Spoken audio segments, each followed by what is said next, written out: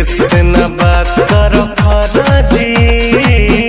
हाय दहिया हमारा कोनो काट नहीं है। एज 20 से है 55 या 60 नहीं है।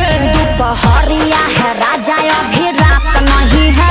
मेहरा रोमाने कोई दाल भात नहीं है। दोपहरिया है राजा अभी रात नहीं है।